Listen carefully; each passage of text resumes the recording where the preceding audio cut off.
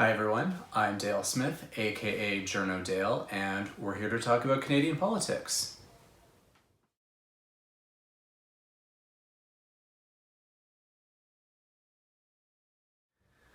Over the past week, as we talk about issues of structural or systemic racism in our society, I've noticed a lot of shareable videos being passed around which are explaining the concept in very American terms, and I thought it would be helpful just to try and explain where some of the differences are in Canada in the sake of ensuring that if we're going to tackle the issues here that we're attacking it in the right way.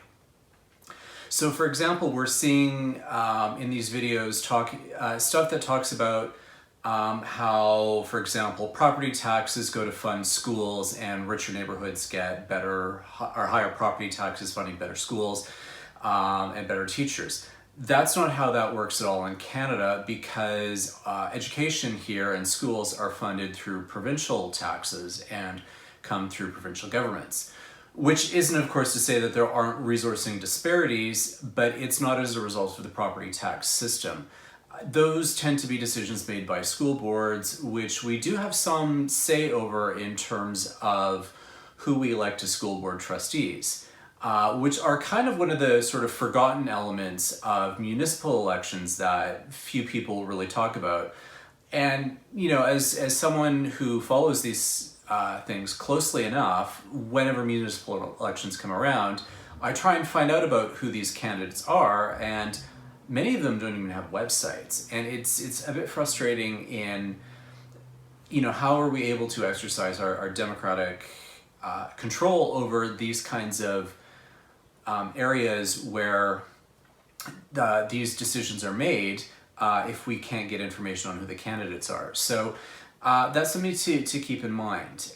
As well, these videos will talk about things like educational attainment in the US, which is different in Canada because American post-secondary institutions depend a lot on names of schools you went to, which isn't really the same in Canada. We have a much more marks-based system in terms of university admissions.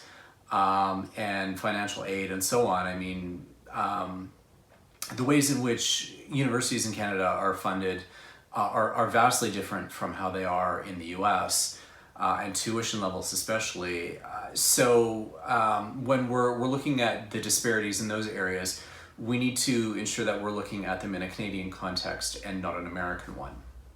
Another thing that is often brought forward as part of these discussions is the notion around, you know, defunding police and so on. But this is another area where I think it's worthwhile noting where some of the realities in Canada can differ greatly from those in the US. One of those is in police themselves in Canada, whereas in the US, there is very little in the way of requirements for people to become police.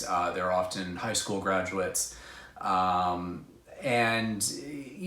we've seen people, you know, basically refer to them largely as kind of mall cops. You know, minimal training, minimal education. Whereas in Canada, it's not that way at all.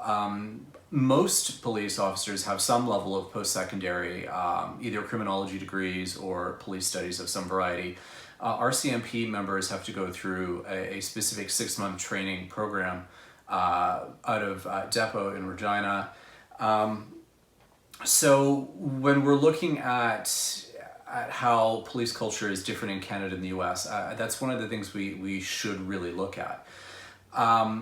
Police militarization as well is a different context in Canada, which is much more of an urban phenomenon with city police forces, as the RCMP, which does have, you know, certain aspects of you know, units which are somewhat paramilitary, but at the same time you also have the RCMP being cited by labor relations boards for not properly equipping officers. And there was a very significant case of that where there was a gunman in New Brunswick who was hunting police officers and killed a number of them. And the Labor Relations Board found that the police were improperly equipped to handle that situation.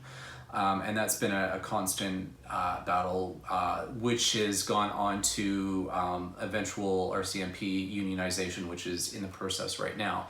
And that's one of those kinds of areas which is being looked at. Which is to say, it's also different in cities like Toronto and so on, where we are seeing this trend where, you know, police seem to be buying or being given used military equipment and so on. But it's slightly different in Canada, and it's one of those areas where we should, you know, differentiate between them. You know, this isn't to say that there aren't some similar issues in terms of police culture and in terms of racist outcomes with racial profiling and the practice of carding, which Ontario did eventually stop, sort of.